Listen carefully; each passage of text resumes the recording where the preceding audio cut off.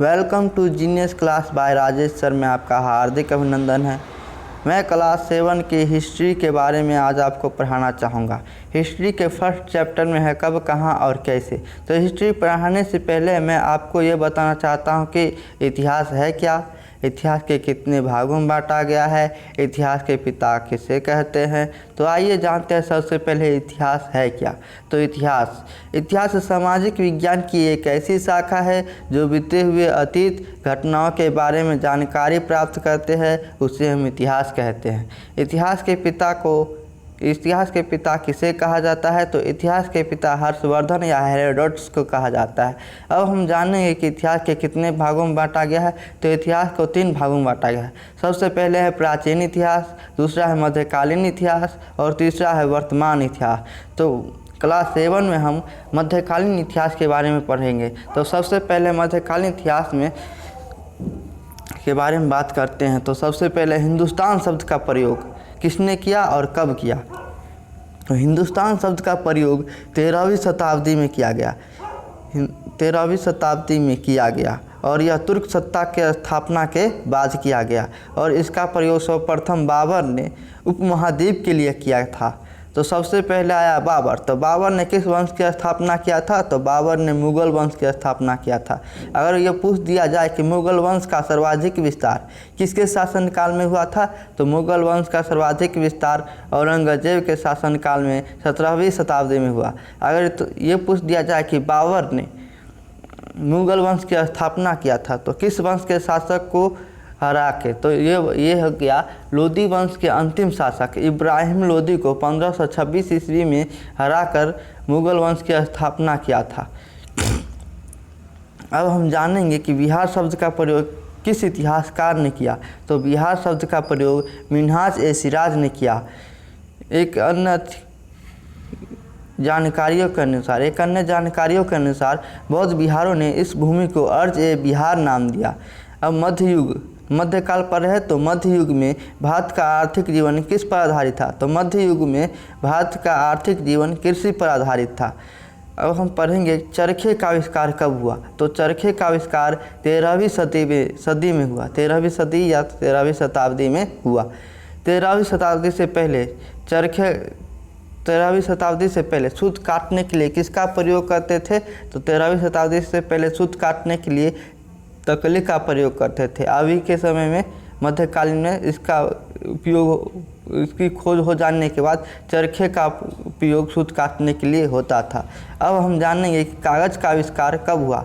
तो कागज़ का आविष्कार 120 ईस्वी में हुई, 100 ईस्वी में हुई। कागज़ का आविष्कार कब हुआ? तो कागज़ का आविष्कार तुर्क आगमन के पश्चात हुआ। अगर कोई पूछ दिया जाए कि भारत में कागज़ का आविष्कार कब हुआ? तो भारत में कागज़ का आविष्कार 13वीं शताब्दी में हुआ। समुद्री जहाज़ पर चुंबकीय कुतुबनुमा का प्रयोग कब हुआ? तो समुद्री जहाज़ पर चुंबकीय कुतुबनुमा का प्रयोग 13वीं शताब्दी में हुआ। सुल्तान फिरोज शाह ने एक घड़ी लगवाई थी। यह घड़ी का नाम था एक नक्षत्र घड़ी, धूप घड़ी और जल घड़ी। तो यह कहाँ लगवाया था? तो यह लगाया था फिरोजाबाद के शहर दिल्ली में। इस्लाम धर्म की स्थापना किसने किया था? तो इस्लाम धर्म की स्थापना अरबों ने किया था। अरबों ने 8वीं शताब्दी में सिंध में अपना शासन स्थापित किया और इसके बाद इस्लाम धर्म की स्थापना किया। इस्लाम धर्म के अनुयायी क्या कहलाते हैं? तो इस्लाम धर्म के अनुयायियों को मुसलमान कहते हैं। मुसलमान किसे अपना धर्म ग्रंथ और पथ प्रदर्शक मानते थे? तो मुसलमान अपना धर्म ग्रंथ और पथ प्रदर्शक कुरान शरीफ को मानते थे। दक्षिण भारत के भव्य मंदिर का निर्माण किस शासक ने करवाया था? तो दक्षिण शासक के भव्य मंदिर का निर्माण चोल शासकों ने किया था। एक पुस्तक है राजतरंगिणी। तो इस पुस्तक के लेखक कौन है? तो इस पुस्तक के लेखक है कल्हण। इस पुस्तक में कश्मीर के इतिहास के बारे में वर्णन है। तहकीक-ए-हिंद या तारीख़-ए-हिंद पुस्तक के लेखक कौन है? तो तहकीक-ए-हिंद या तारीख़-ए-हिंद पुस्तक के लेखक अल-बरूनी है। इस पुस्तक में मध्य युग के सामाजिक रीति रिवाज, धर्म आदि पर विस्तृत जानकारी मिलते हैं। एक और अन्य पुस्तक है तबकात ए नासिर। पुस्तक के लेखक कौन है? तो तबकात ए नासिर पुस्तक के लेखक है मिनहाज उस सिराज। इस पुस्तक में मोहम्मद गोरी और गुलाम वंश के शासन पर विशिष्ट जानकारी मिलती है।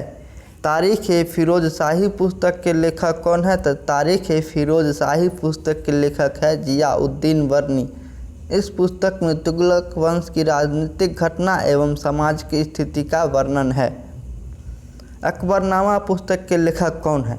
तो अकबरनामा पुस्तक के लेखक अबुल फजल है। यह क्वेश्चन भी आई है, इसमें टिक मार लेना।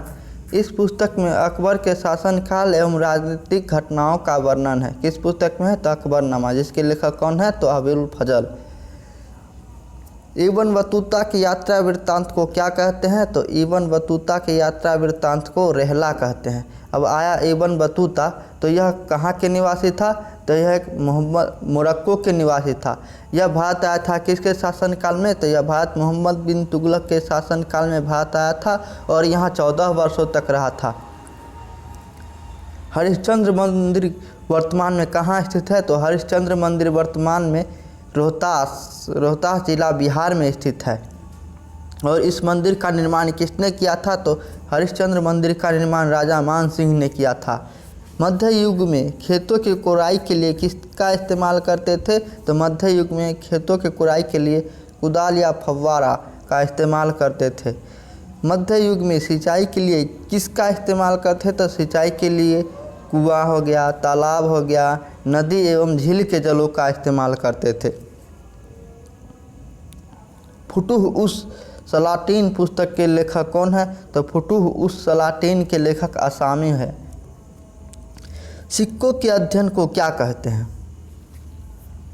सिक्कों के अध्ययन को हम न्यूमिस्मेटिक कहते हैं। आज के लिए इतना ही, मिलेंगे अगले वीडियो के साथ। Thank you.